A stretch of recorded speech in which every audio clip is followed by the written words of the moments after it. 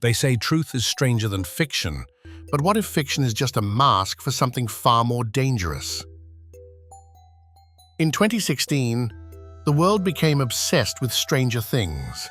A kid disappears, a secret government lab, a girl with telekinetic powers, an alternate dimension accessed through a gateway in a small town.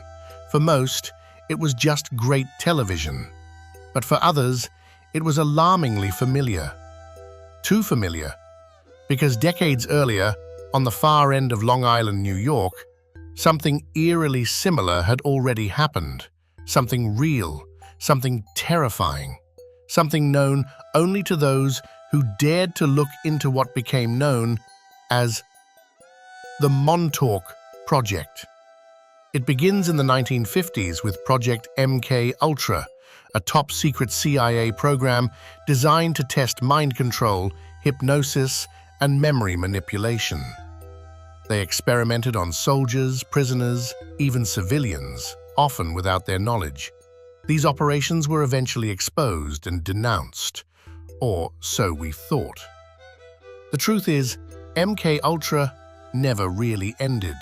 Instead, it evolved, changed names, moved locations. One of those places, a remote military base at the tip of Long Island, Camp Hero. From the outside, Camp Hero looked like a relic of the Cold War. Radar towers, crumbling bunkers, barbed wire fences. But locals noticed something strange. The base was closed, yet trucks came and went at odd hours. Security was tight, and at night, some claimed to hear bizarre mechanical hums, unearthly lights, and even screams. But no one talked, until a man named Preston Nichols broke the silence. In 1992, Nichols released a book titled The Montauk Project, Experiments in Time. In it, he claimed to be a former employee of a black-budget research team operating deep beneath Camp Hero. The public laughed, dismissed it as science fiction. But Nichols wasn't alone. Others came forward too: Al Bielek, Stuart Swerdlow, and Duncan Cameron, each with disturbingly similar stories. They spoke of Montauk boys, young children abducted or lured away from foster homes, group homes, or even the streets. These boys were subjected to experiments designed to enhance psychic ability. They were trained to be remote viewers, telekinetic agents, even time travelers. The ones who didn't survive? Forgotten, buried, or worse, never even recorded. Nichols described a massive underground complex beneath the base, far larger than what was visible above. He said that time travel portals were tested there, that psychic powers were used to create physical objects, that thoughts could manifest as reality. And one day, a monster did. One experiment allegedly involved placing a psychic child, Duncan Cameron, into a deep trance, then amplifying his thoughts through a massive transmitter. The goal? To open a rift in time-space. But Duncan had other ideas. He focused all his rage, fear, and trauma into one image: a beast, tall and grotesque, with claws, red eyes, and no soul. Suddenly, alarms went off, power fluctuated, and deep inside the tunnels, something appeared. Something monstrous. It tore through equipment, terrified staff, and then it vanished. Nichols called it the Montauk Monster. Others just call it the event. After that, the base was quickly shut down, sealed.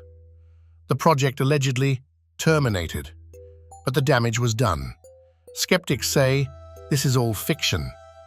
But here's the thing: none of the whistleblowers made money. In fact, many of them were ridiculed, discredited, or died under strange circumstances. One of the key figures, Al Bielek, claimed he was also part of the Philadelphia experiment, a supposed 1943 Navy experiment in teleportation. Bielek said The experiments were linked, part of a broader initiative called Project Phoenix, with Camp Hero as the final testing ground. He described stepping through a portal in Montauk and arriving in 2137, and then 2749, future timelines where he witnessed horrifying visions, authoritarian rule, psychic control, and artificial intelligence governing society. Ridiculous? Maybe, but strange things kept happening. In the late 90s, reports of missing time in Montauk skyrocketed. Hikers near Camp Hero claimed they lost hours. Others found strange metal debris, heard voices from underground, or got severe nosebleeds after visiting the area. Some locals said they saw ghost children near the radar tower. The area was declared a state park, but access to certain areas was blocked or restricted. Rumors swirled of underground entrances, sealed doors, and hidden surveillance. A documentary team once tried to dig near a rumored hatch, only to be stopped by armed men who claimed to be from environmental protection. The footage was lost. Then came Stranger Things. Originally titled Montauk, the showrunners, the Duffer Brothers, admitted they were inspired by the conspiracy.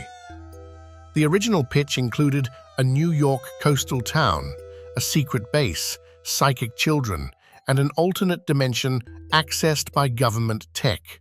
But Netflix had them move the setting and change the name.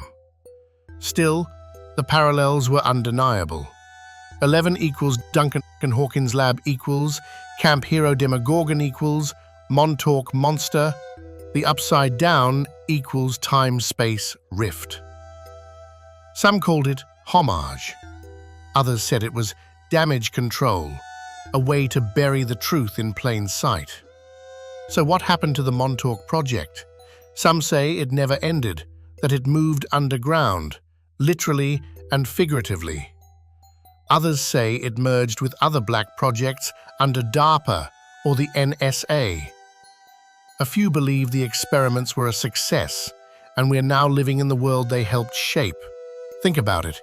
In just the last decade, we've seen exponential leaps in neural tech, mind-machine interfaces, remote influencing, and even quantum computing.